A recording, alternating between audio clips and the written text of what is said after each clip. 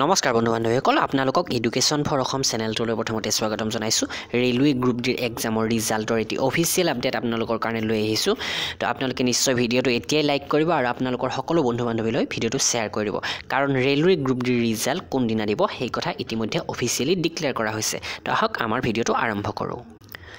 তো এইকেইদিন আপোনালোকৰ মাথো এটাই কমেণ্ট যে ৰেলৱে গ্ৰুপ ডিৰ ৰিজাল্ট কেতিয়া দিব ৰেলৱে গ্ৰুপ ডিৰ ৰিজাল্ট কেতিয়া দিব ইতিমধ্যে NTPCৰ 35,000 পদ মুকলি হৈছে তো তাতে অনলাইন আবেদন আৰম্ভ হৈছে তো সেইটোৰ কাৰণে এই ৰিজাল্টটো পিছুৱাই দিছিলে তো এতিয়া অফিচিয়েলি ঘোষণা কৰিছে 4 মাৰ্চত যিখিনি কেণ্ডিডেটে এই যেটো CBT 1 কোৱালিফাই কৰিছে তেওঁলোকৰ লিষ্ট এখন উলিয়াই দিব তো সেই লিষ্টখনৰ যিখিনি কেণ্ডিডেট আহিব তেওঁলোকক PETৰ কাৰণে অৰ্থাৎ ফিজিক্যাল এফিচিয়েন্সি টেষ্টৰ কাৰণে এডমিট দিয়া হ'ব তো এইটো চাওক এইটো হৈছে RRB চেন্নাইৰ অফিচিয়েল ওয়েবসাইট আৰু ইয়াতে আছে সেন্ট্ৰেলাইজ এমপ্লয়মেন্ট নোটিস নাম্বাৰ 02/2018 ৰ লেভেল 1 পোষ্ট তো ইয়াতে কৈছে যে the list of candidates shortlisted for PET against centralized employment notice number 02/2018 shall be published on 4 March 2019 তো আপোনালোকৰ নিশ্চয় এটো ক্লিয়াৰ হৈ গৈছে এতিয়া এই ৰিজাল্টটো 4 তাৰিখত দিব আৰু এটো এটা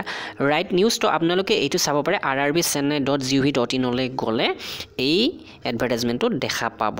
আৰু এটা কথা অতি সোনকালে আমাৰ গুৱাহাটীৰ ওয়েবসাইটতো এইটো সংলগ্ন কৰিব তো ভিডিঅটো নিশ্চয় লাইক কৰিব আপোনালোকৰ বন্ধু বান্ধৱীলৈ শ্বেয়াৰ কৰিব আৰু লেটেষ্ট জব আপডেট চাবলৈ আপোনালোকে ডেসক্ৰিপচন চেক কৰিব সকলোবোৰ জব আপডেট পাব ৰেলৱেকে আদি কৰি সকলোবোৰ জব